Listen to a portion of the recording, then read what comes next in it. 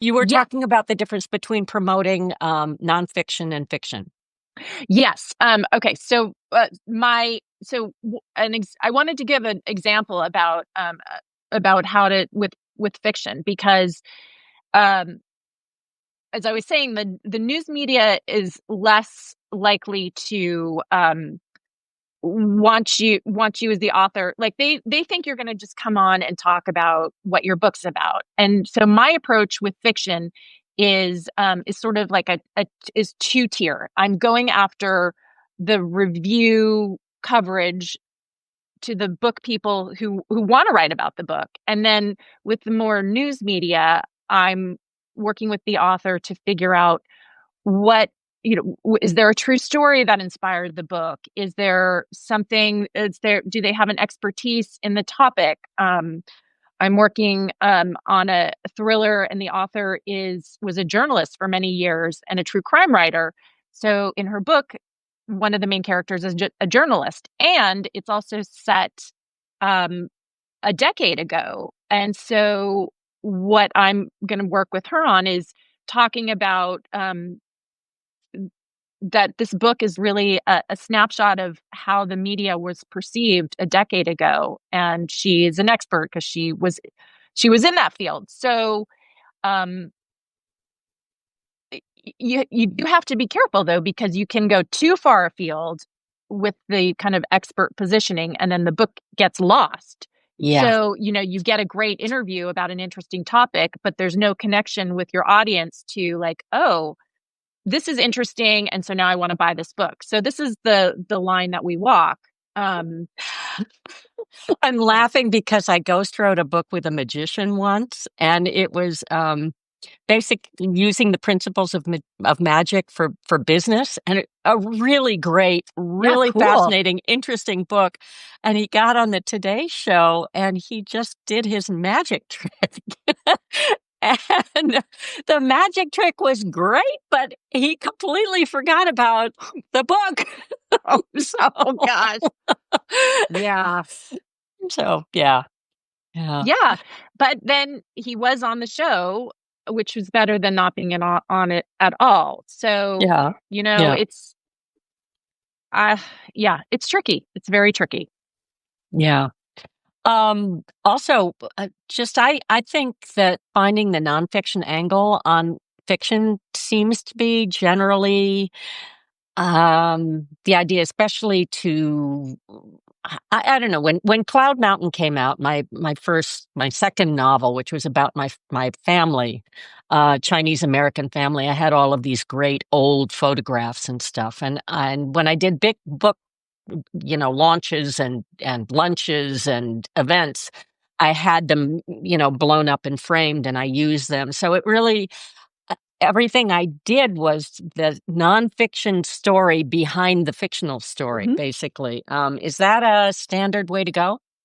Oh, I absolutely. I think and I love the using the photos. I'm working on a historical novel right now that was inspired by the author's family, and she has these gorgeous old vintage photos from World War II, and we're using them as part of the pitch. I think and with historical fiction too, there's always I think making those connections to something personal in the author's own heritage really resonates with readers, with the media.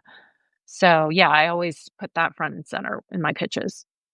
So this kind of ties into another question. This term earned media Mm-hmm. is kind of confusing to a lot of authors, I think. Could you Yeah, could you talk about what that means and how important it is? yeah. So publicity, so the terms publicity, marketing, advertising, the promotion, they all get kind of just churned up together. Publicity, it distilled is earned media, and marketing is paid media. So publicity, no money is being exchanged. So I, as the publicist, my job is to convince a journalist, a producer, a reviewer that the book, the author that I'm bringing to them has value to their audience, their listenership. So if they feel that that is the case, then they will hopefully say, I'd like to interview your author. And that's not paid for. That's just, that's earned media. With marketing, that's paid. So marketing is paying for Amazon ads, paying for Goodreads giveaway. It's you with marketing, you have more control because you're paying for it. So you know exactly how your ad's going to look. You know where it's supposed to run and when it's supposed to run. With publicity, if you get a review confirmed by the Washington Post or the LA Times, you have no say when it's going to run. And you hope that they're going to run it soon, close to your book's publication date. But that you really, just have to, you just want it to run at all, let alone, timely way. Yeah. So, yeah. And I think, in social media is like, where does social media fit in? Is it publicity? Is it marketing? Nobody knows. I work with social media influencers who I don't pay. They are people who are really passionate about books. They have big followings. I pitch them. They say that book sounds great. They share it on their Instagram. But they're TikTok? certainly Is TikTok or still a book TikTok. thing? Yeah, yeah. What I am seeing, and I am not an expert in TikTok in any way, shape, or form. I really try all the things, but somehow TikTok is. I'm just too old for TikTok. No, Too. but I think what I'm seeing is that there's a lot of pay to play with TikTok because, and this has happened in really every social media platform. I mean, back in I don't know 20 years ago, maybe when YouTube was the booktubers were the thing, there was this group of top level booktubers who had hundreds of thousands of followers. The publishers were flying them into Book Expo to give presentations on what they're doing. They were just basically kids then who loved books and would do these goofy videos. But then they started to say, hey, we should monetize that. And I get that. But then they would charge a lot of money for these sponsored campaigns on their channels. And they just didn't yield the same result because they're the viewers are smart. They can tell the difference between genuine, authentic enthusiasm about something and like, this is a sponsored post that I have to do because I got paid to do it. So I think it's, you just have to, I, I'm, I'm, I'm a publicist. I believe in earned media, and I hope we don't lose all the opportunities because they do seem to be dwindling by the day. So Yeah. Does your publicist effort dovetail? Do you have any say in the marketing side or any even connection to the marketing side? Do they go together, or are they just totally separate kind of wings?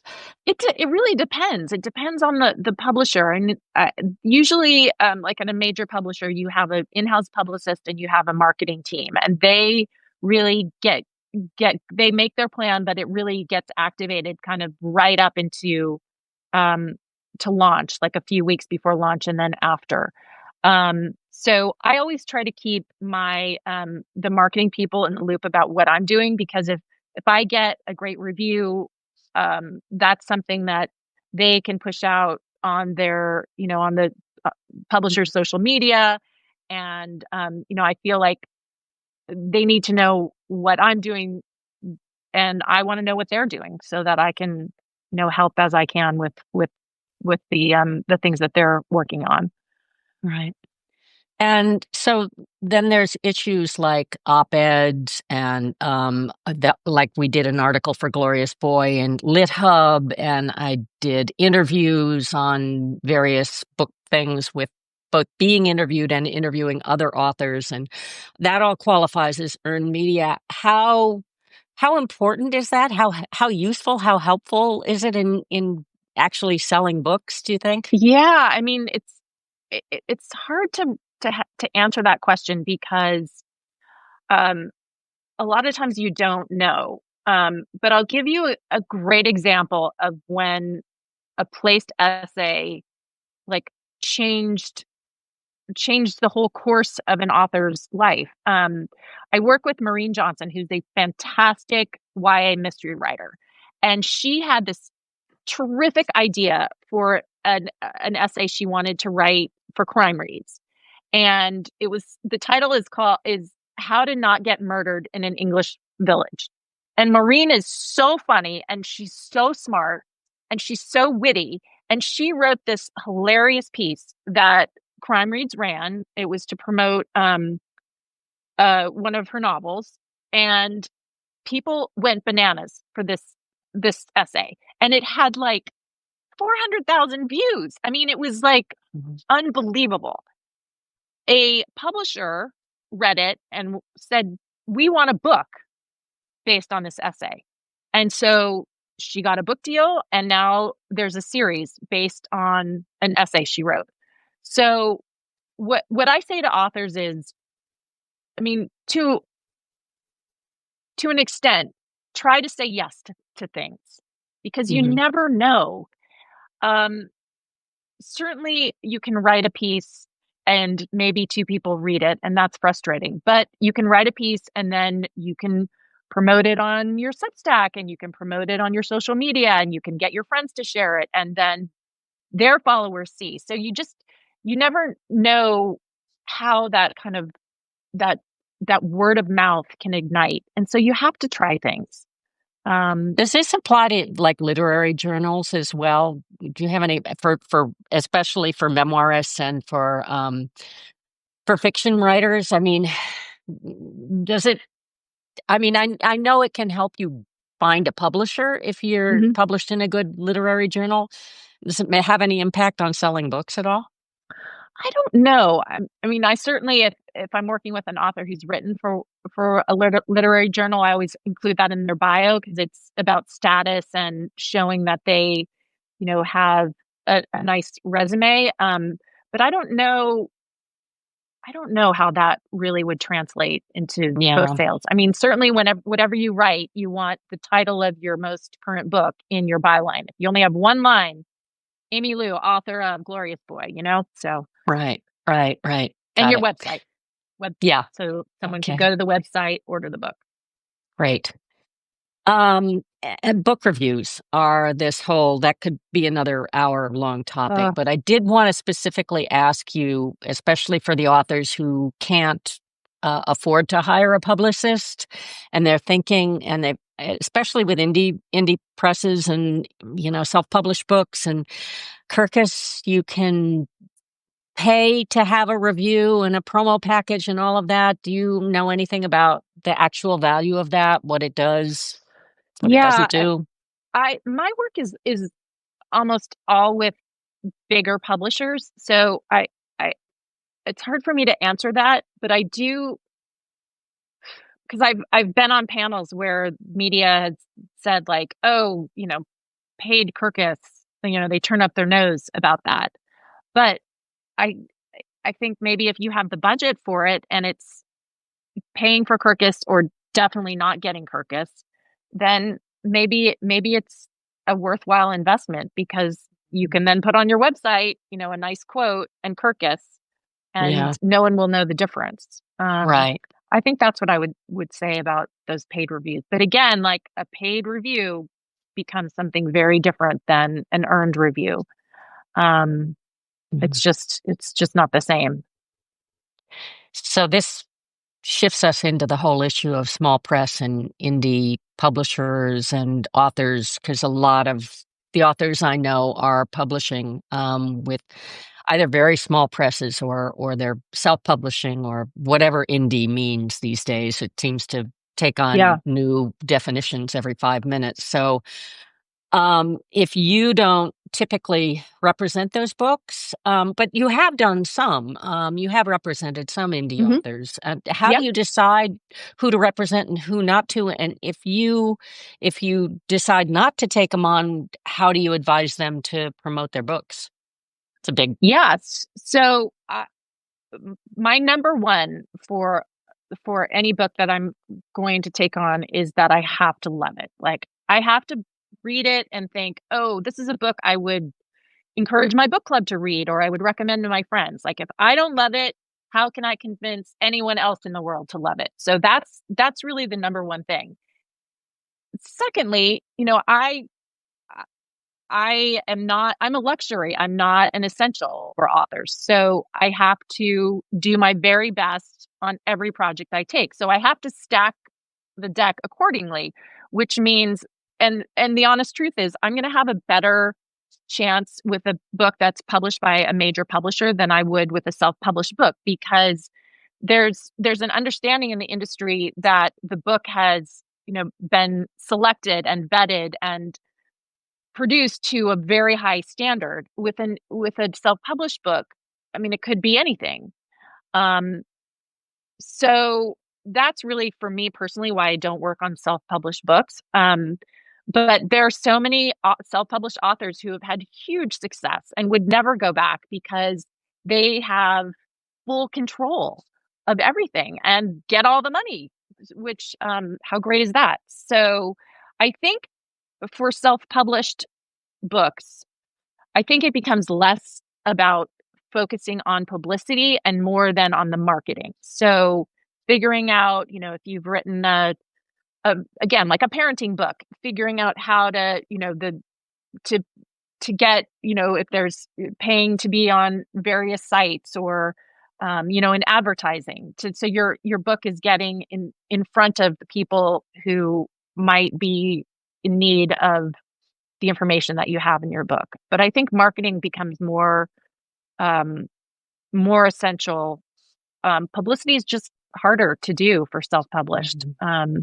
Again, not Again, impossible. getting back to that idea that you can control the result with marketing, where you can't with publicity. Yeah, exactly. Interesting. I never quite thought of it that way in terms of self-publishing and indie presses, but that's great. So then, if an author can't afford to hire you, or can't find somebody like you and doesn't have an in-house publicist, or if they're published by a good solid small press like Red Hen that doesn't have a publicity department, what are your top 3 or 4 things that the author should be doing to promote their own book?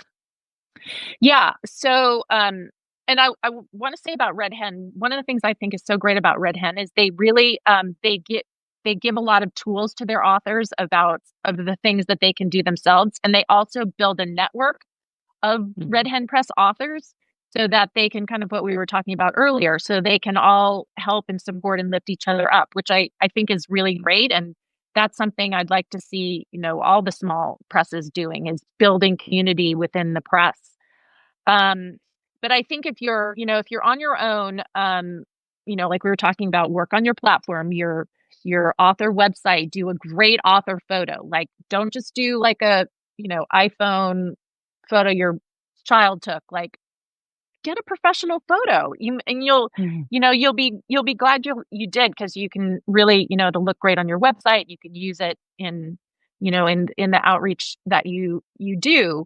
I would say, like, if you've written a self-published novel, you don't want to be pitching reviewers. Like, I've talked to Aline Cogdill, who's like an amazing mystery critic at the Fort Lauderdale Sun-Sentinel. She and I have had many conversations about this, and she says, like, look, I want to talk to publicists because I can tell them I don't have time to review this, or I don't want to, or I didn't like the author's last book. And she says she'll have authors write to her and they won't leave her alone. Like, they won't take no for an answer. And that's one thing that I really try to excel at, is like being determined, but also listening and understanding when it's a no. Because I would rather get a no than no answer. That's really, that's just a really frustrating thing that we have to deal with in publicity. We get so many no answers. And at least if we get a no, someone is at the other end reading our pitch. But I would say, you can't, as an author, you can't pitch reviewers yourself. I think it's, relying on your community, doing, you could pitch a bookstore yourself. But a lot of the times the bookstores won't do a self-published book. I think Romans and some other bookstores will do like a consignment arrangement. But it's really unlikely that they would do, Even if it's you know, like a small town bookstore and they have like a local author shelf or something, would they be it's more? worth trying. It's Yeah. worth trying. Going into the store, taking cookies. You always want to like butter up the booksellers. Take them cookies, take an advanced copy of your book. I'm local. This book is, set in the small town or whatever it is. And then when it comes to book events, booksellers want to know that they're going to sell books at the event. So you as the author have to go in and say like, look, this is my hometown. I'm going to invite everybody. We're going to do a party after. Like I know I can sell 50 books because my people are going to show up. And then they're going to say, "Great. We'd be happy to sell 50 books and host you for an event." But if you direct all your people to buy on Amazon and then go to the store to have your launch, that's not going to work. Yeah. And that's And for what any book, big publisher or small or no publisher. Yeah. And what about those big events like BoucherCon and Mystery Writers of America and those big kind of like conferences? Yes. Is that beneficial for authors to go and do those? So I just actually got back from BoucherCon 2 weeks ago, and I go every year. I For me as a publicist, it's just great networking. I get to see all the authors that I'm working with in person. I get to see media. I get to see publishers.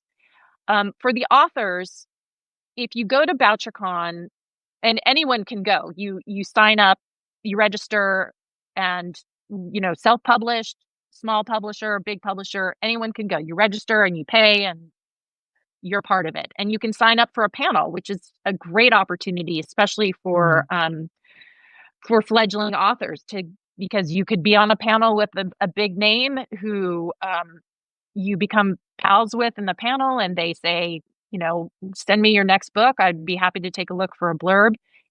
Those conferences are really about networking with the other authors, not about book sales. I mean, there's certainly fans who go. They're really about getting the signed copies by the big names, the Michael Connollys and the Lisa Jewell. Those were two authors who were at this previous BoucherCon, and they had signing lines around the room. But I think those conferences are really great for networking and building community, because Right. and they're fun. It's fun to be with other authors and Yeah. readers and talk about books. So Yeah. yeah, highly And I recommend think it. that coming back to a Substack, that's another benefit of Substack for all of us and authors on Substack. There are a million of us, and I've been meeting lots of other authors that I wouldn't know any other way. And there is, there's strength in numbers, there's support in numbers, and as you say, even if you're self-published, if you can construct your own book tour in tandem with a bunch of other, if you got 3 or 4 authors giving a reading and you all bring 10 of your friends, Yeah, that's 40, 50 people at a reading, which is really great. exactly. So, yeah. So I think that's perhaps maybe the hopeful note to go out on. Yes, yes. Um, We're in this yeah. together. Yeah. We've got to lift each other up, or we're all going to just pull out our hair in despair. Yeah, absolutely. Well, I apologize to those who are watching right now. I think it's a whole new crew than we had when we were on a half an hour ago, and we got Substack tossed us off, or somebody, the gods tossed us off, and we had to restart. But Megan, Censorship. thank you.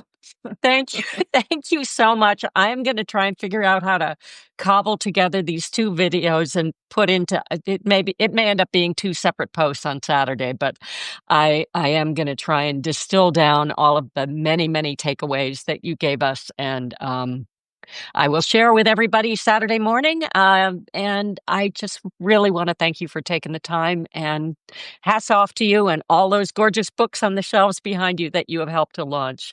They're all your book babies. They really are. All right. Thank All you, right. Thanks, Megan. Amy. It was so fun. Thank you all. Okay. Bye. Bye.